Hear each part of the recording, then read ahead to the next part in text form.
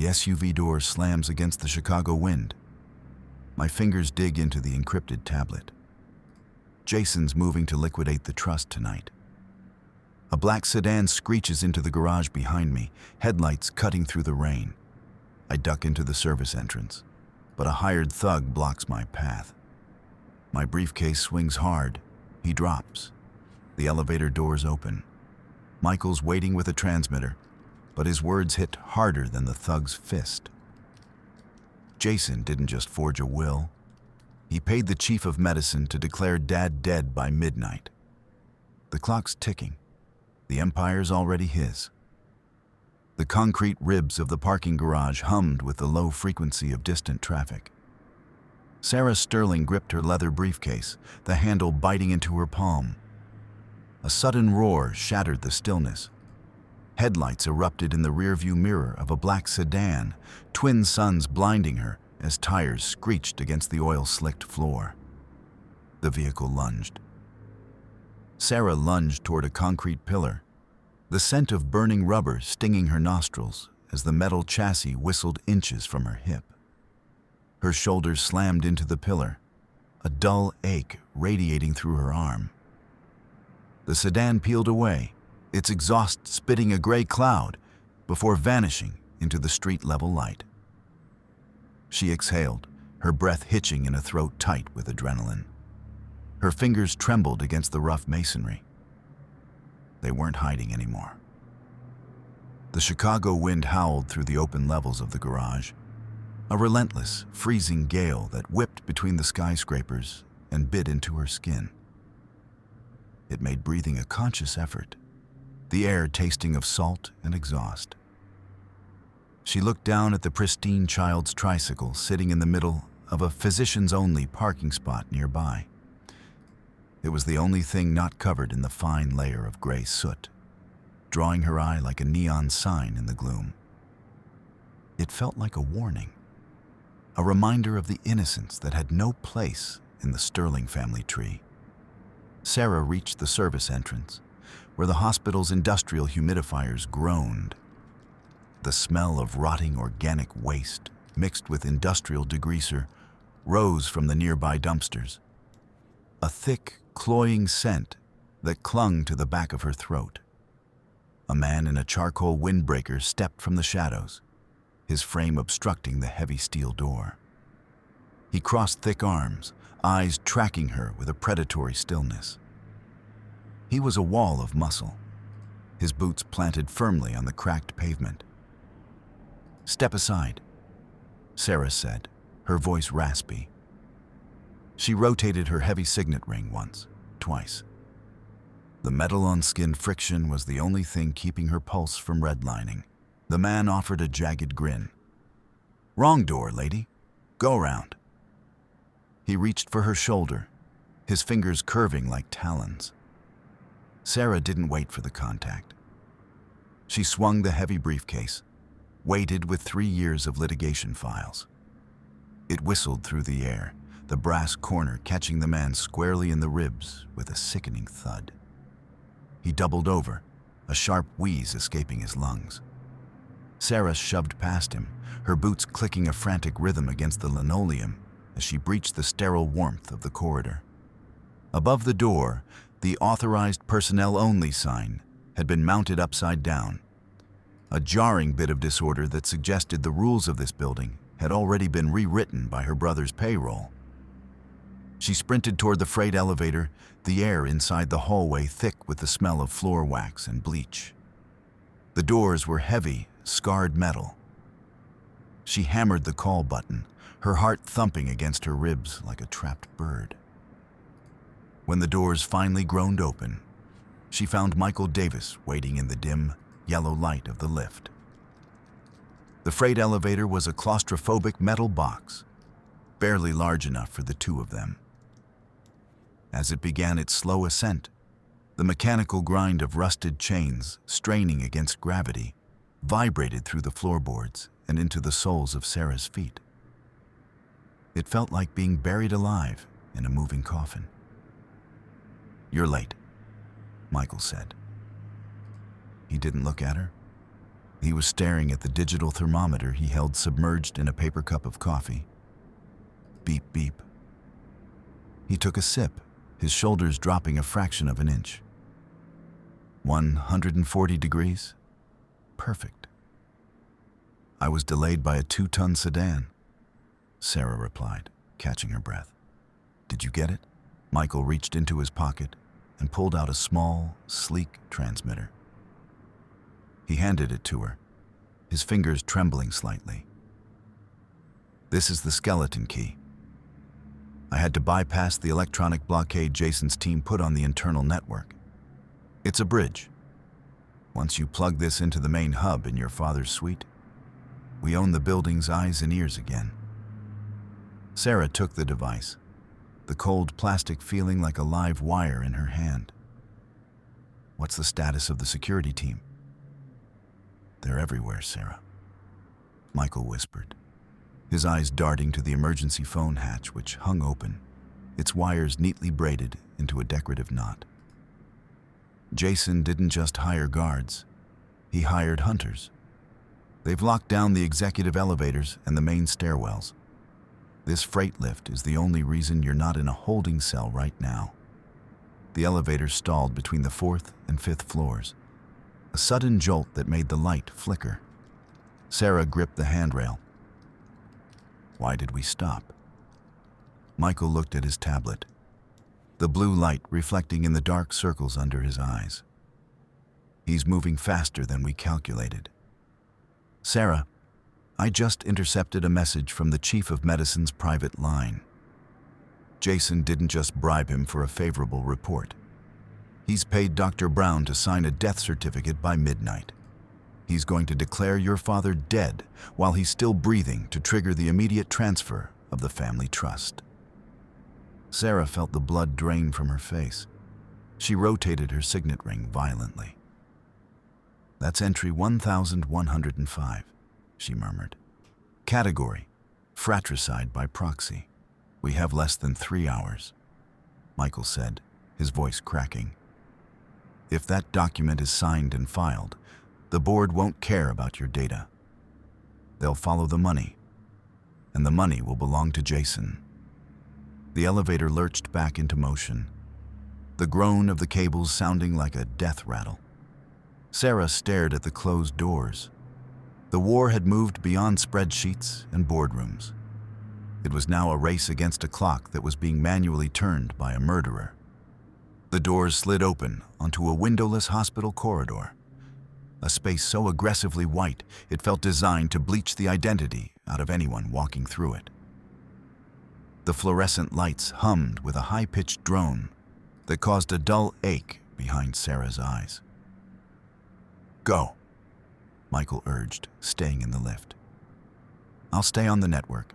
If I see them closing in, I'll flicker the lights. 3 shorts, 1 long, like a heartbeat. Sarah stepped out.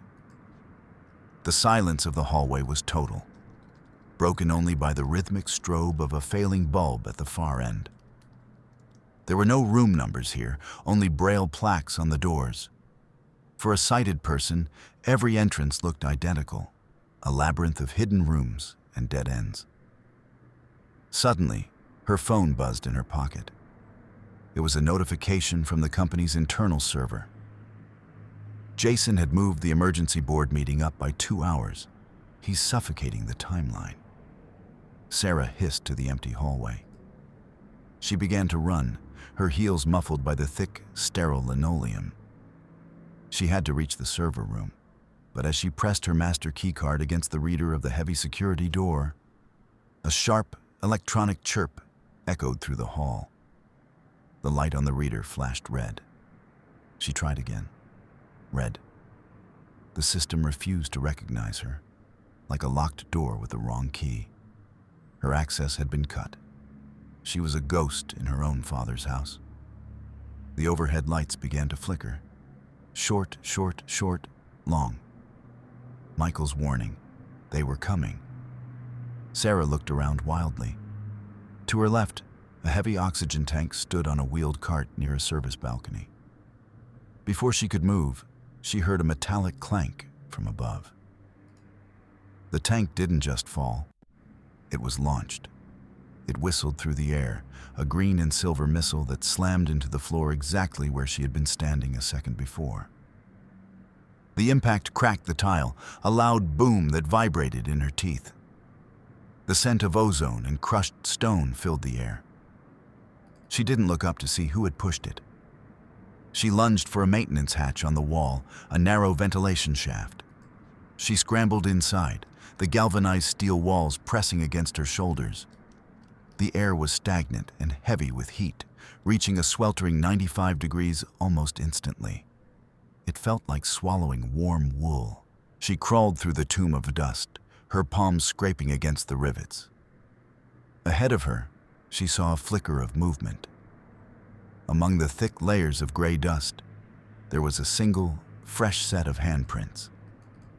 They were massive, the fingers unnaturally long. They were leading toward the medical suite. A hand reached through a gap in the ductwork ahead, a blade glinting in the dim light. Sarah recoiled, her heart hammering. The knife sliced through the air where her face had been, a silver flash of intent.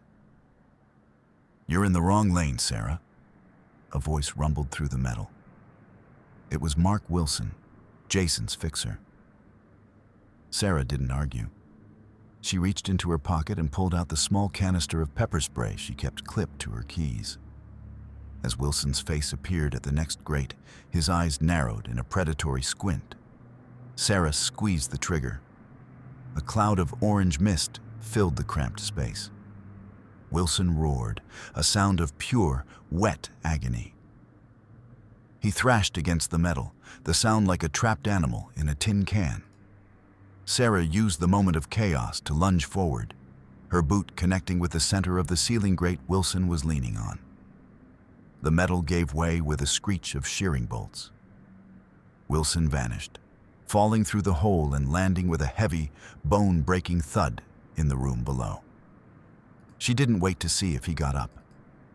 She scrambled toward the light at the end of the shaft, her lungs burning, until she tumbled out onto the plush carpet of her father's private medical suite.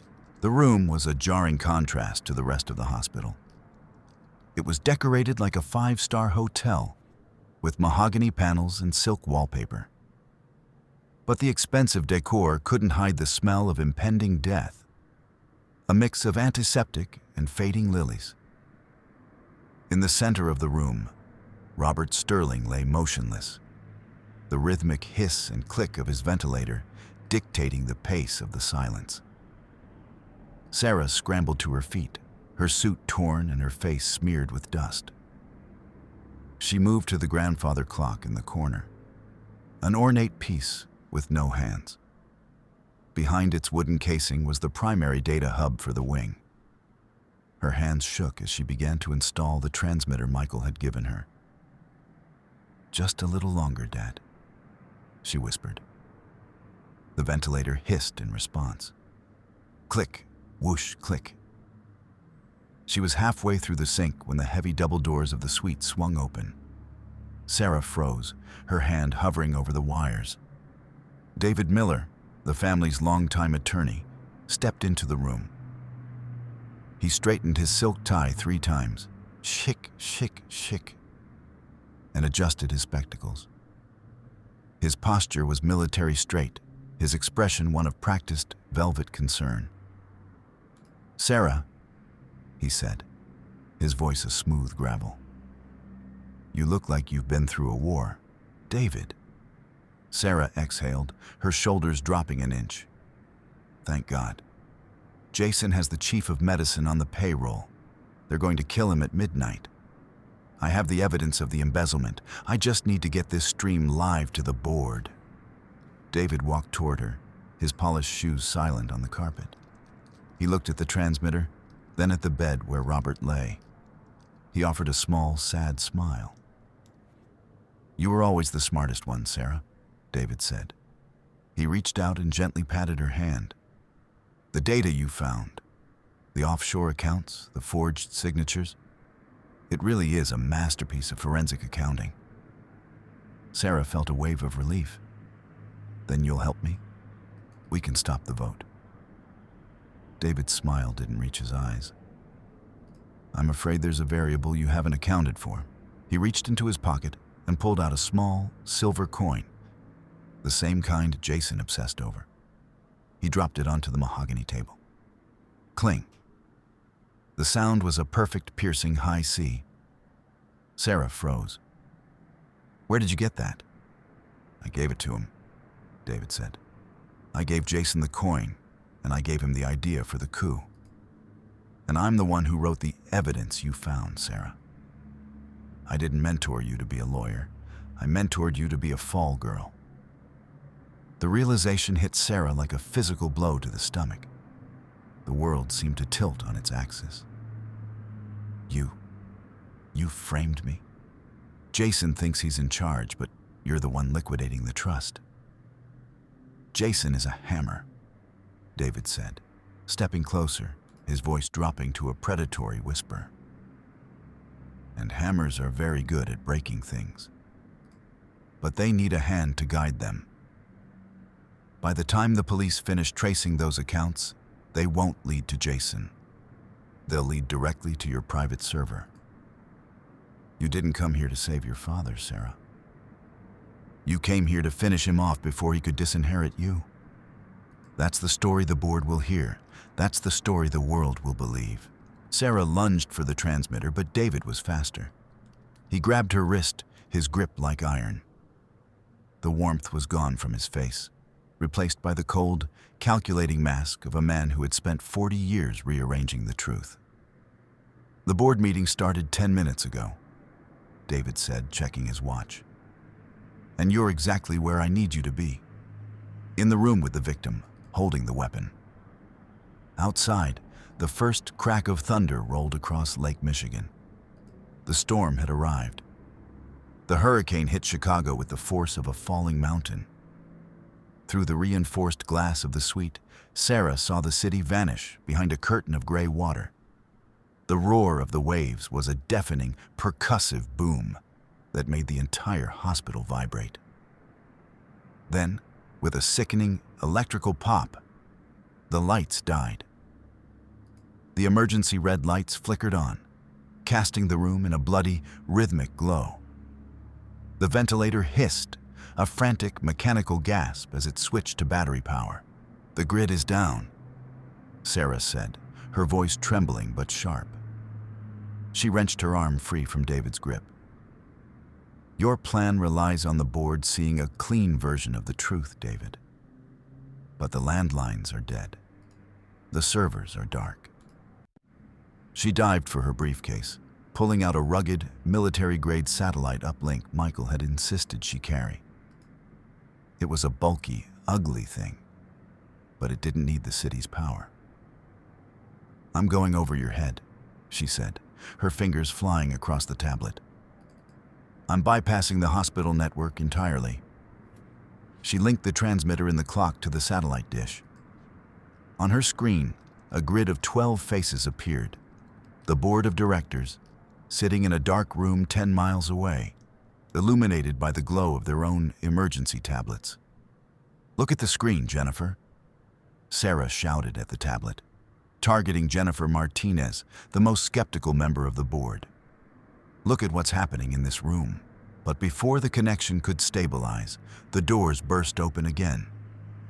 Jason Sterling marched in, followed by a man in a stained lab coat, Dr. Christopher Brown. Jason's hair was disheveled, his expensive veneers bared in a snarl. "Turn it off," Jason screamed. He didn't look at David. He looked only at Sarah. "You're done, Sarah. You're erased." He lunged at her. Sarah ducked, but Jason was fueled by a manic, desperate energy. He grabbed her by the throat and slammed her against the window. The cold glass bit into her back, the violent churning of the lake just inches away on the other side. "Give me the tablet," Jason roared, his fingers squeezing. Sarah clawed at his face, her nails catching the skin near his eye. To her right, she saw Dr. Brown approaching her father's bed, a long, gleaming needle in his shaking hand. "The sedative, Doctor," Jason yelled. "Now, get her out of here." Sarah felt the air leaving her lungs. She looked at the tablet lying on the floor, the screen showing the board members leaning in, their faces filled with confusion. They could see movement, but the connection was grainy, flickering with the interference of the storm. "Jennifer!" Sarah gasped. "Help!" She managed to bring her knee up, catching Jason in the stomach. He grunted, his grip loosening just enough for Sarah to twist away. She lunged for the tablet, her fingers brushing the glass. "I've got the feed," she cried out. "It's live. They're seeing you, Jason. They're seeing the needle." She hit the broadcast button. On her monitor, the theater screen in the boardroom flared to life. Sarah waited for the gasp of horror, for the shouting, for the salvation. Jason stopped. He didn't run. He didn't try to hide. Instead, he began to laugh, a high, jagged sound that was drowned out by a clap of thunder. "You really think I'm that stupid, Sarah?" Jason reached into his pocket and pulled out his own phone. He turned the screen toward her. Sarah's heart stopped. On Jason's screen, she saw the board's view. It wasn't a video of a struggle. It wasn't a video of a man with a needle. It was a high-definition, perfectly still shot of their father sleeping peacefully in a sunlit room. The clock in the background showed a time from 3 hours ago. "I rerouted the uplink the second you plugged it in," Jason whispered, stepping toward her as she backed away. "Michael Davis is a genius, but he works for the person who pays him. And I paid him more, Sarah. A lot more." The crack in Sarah's world widened. "Michael? No. He didn't give you a transmitter," Jason said, his voice dropping to a purr. "He gave you a loop injector. Everything you've broadcast for the last 10 minutes has been a pre-recorded lie. The board thinks you're not even in the building. They think you're at home, hiding from the storm." Sarah looked at the tablet in her hand. The live icon was glowing green, but it was a hollow promise. She was shouting into a void. She was a ghost screaming at a wall. "Now," Jason said, nodding to Dr. Brown. "Finish it, and give my sister something to help her sleep. She's had a very stressful night." The doctor stepped forward, the needle hovering over the IV line. Sarah looked at her father, then at the man who shared her blood, and realized that logic had failed her. Data had failed her. The room felt like it was shrinking. The rhythmic hiss of the ventilators seemed to mock her, a countdown to a zero she couldn't prevent. Sarah backed away from the bed, her heels clicking against the mahogany floor. Her mind, usually a fortress of cold calculation, was a mess of static. She looked at the emergency terminal on the wall, a red plastic box with a single, large button labeled Code Blue. It was a physical system. It didn't run on the Sterling servers.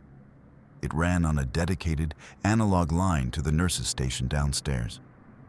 "If I can't show them the truth," Sarah whispered, "I'll make them come to it." As Jason lunged for her again, Sarah didn't dodge. She leaned into the movement, using his momentum to swing her body toward the wall. She kicked out with all her strength, her heavy heels shattering the plastic cover of the terminal. The alarm that erupted was not a digital chirp. It was a physical wail, a bone-deep vibration that shook the walls. Red strobes began to pulse in the hallway, and the sound of heavy boots echoed from the stairwell. "What are you doing?" Jason screamed, trying to cover his ears. "I just told the entire hospital that a billionaire is having a heart attack," Sarah shouted over the siren. "You can't hide a room full of doctors, Jason." In the chaos, Sarah dived for her briefcase. She didn't go for the satellite link. She went for the small, silver voice recorder she had kept hidden in the lining, the one that had been running since she entered the room. She grabbed the tablet, her fingers flying. She didn't try to broadcast video. She used the secondary hack Michael had taught her months ago, the one he didn't know she knew. It was a forced priority audio override. It didn't use the servers. It used the hospital's public address system and the emergency broadcast frequency for all mobile devices in a 5-mile radius. She hit send. I gave Jason the coin, and I gave him the idea for the coup. I'm the one who wrote the evidence you found, Sarah. David Miller's voice boomed through the hospital corridors. It erupted from the speakers in the boardroom. It shrieked from the cell phones in the pockets of the security guards. Jason is a hammer, but they need a hand to guide them. The room went still. Jason froze, his face turning a sickly shade of gray. David Miller's hand went to his tie, but his fingers were shaking too hard to adjust it. Finish it, and give my sister something to help her sleep. Jason's own voice followed, clear and murderous, echoing off the high ceilings of the boardroom where the directors sat in stunned silence. The doors to the suite burst open. It wasn't just the medical team. Jennifer Martinez was there, her rectangular glasses reflecting the red pulse of the emergency lights. Behind her stood 2 uniformed Chicago police officers, their breath misting in the cold air of the room.